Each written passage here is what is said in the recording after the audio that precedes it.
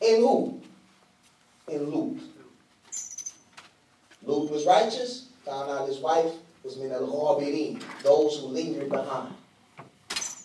You have the relationship between a righteous father and an unrighteous son.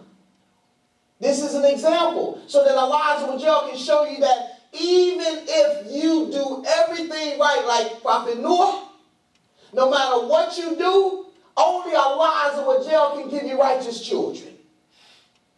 No matter what you do.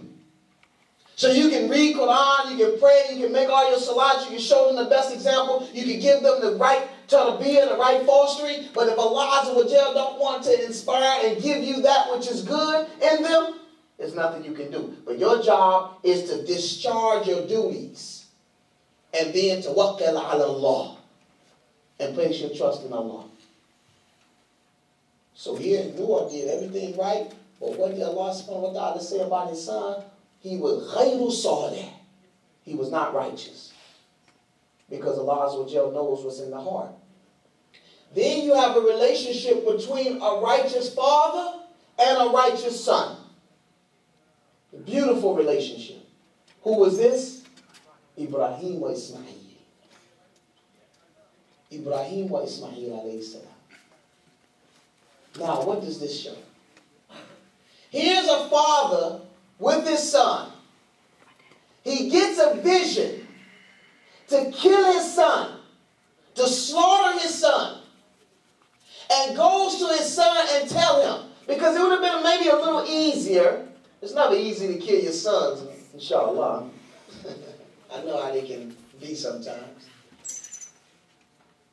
But here it is, if he's a little infant, he just come out, it's a little different. But as he gets older, you get to playing with him, frisbee, you playing, you're talking to him, conversate. Now you have to go tell him, you know, I had a dream. Abdullah, come here. I had a dream about you. He's happy. Yeah, what was it about? Me killing you. Abu, that wasn't a dream, that was a nightmare. Now, what did Ibrahim's son say to him? He said, If'al ma tu'ma, inshallah akun min as-sabirin. Do as you have been commanded, inshallah I'll be of those who are patient.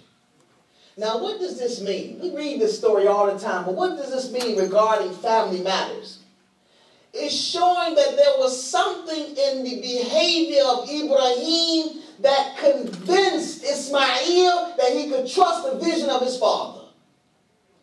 So the first and foremost thing in investing in your children or your family's spiritual development is that you must act on what you're trying to invest in them. Because if they see something different in you, then they will not respond like Ismail. We have in trouble with our children because they're seeing hypocrisy in us. You can say what you want, but if they see something different, you cannot get them to respond appropriately because people do what they see more than what they hear. This is one of the biggest problems that's troubling households is hypocrisy. Not acting on what is being instituted. You're trying to institute something. You're trying to establish something. You're trying to incorporate something, but you're not doing it yourself.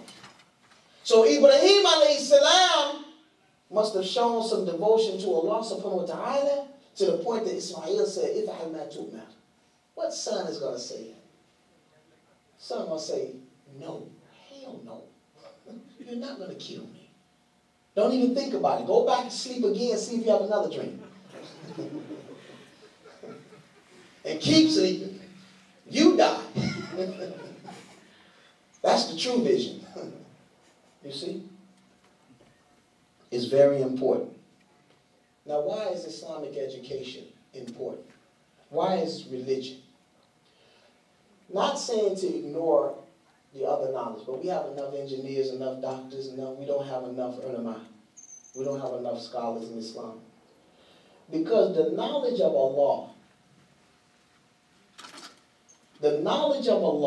listen to me well, having knowledge of Allah and being ignorant of everything else will get you salvation.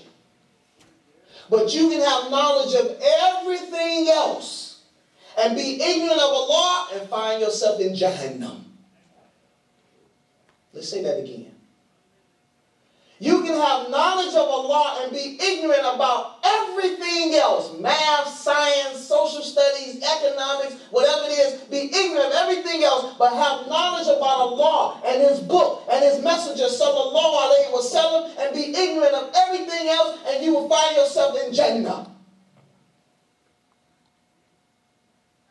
But you can have knowledge of everything else, PhD, D this, MD, all of that, and be ignorant of Allah and His messenger, sallallahu alayhi wa sallam, and I guarantee you, you're going to Jahannam. I guarantee you. We have some of the best institutions, Harvard, Yale, Oxford, University of this, University of that, and what they're doing, they're producing kafirs and not giving them true knowledge about the purpose of life. So they're just educating people to perpetuate disbelief in Allah subhanahu wa ta'ala. Bad investment. And they paid all that money to go and learn how to disbelieve in Allah. That's a crime. So the Prophet sallallahu alaihi wasallam said, "Kullukum ra'in wa kullun mas'ulun an ra'iyati." That all of you all are like shepherds. And every shepherd is responsible for his herd. So therefore, Allah subhanahu wa ta'ala, the Prophet sallallahu alaihi wasallam, is letting us know that you have a serious responsibility when it comes to your family in educating them in deen. Now let's look at the story of Musa and Khidr. Khidr was a man of whom Allah subhanahu wa ta'ala had given him knowledge. Musa alayhi salam had become so impatient with the children of Israel that Allah directed him to Khidr to teach him a lesson. So when Khidr goes to, or when Musa finds Khidr, Musa alayhi salam asks Khidr, let me sit with you, let me travel with you, because I want to learn that which Allah has given you. So we know the story. But I want to go to the part where they went to the people and asked for some food, and they were very unhospitable. They asked for some food, no, very mean. Allah mentioned that there was a wall that was on the brink of falling. So Khidr fixed the wall. He's a carpenter, so he fixes the wall. And Musa want to know, well, why don't you get some, pay for them, get some price. These people are so unhospitable, and then you fix the wall for them, get paid. Khidr said, that's it. You can no longer be with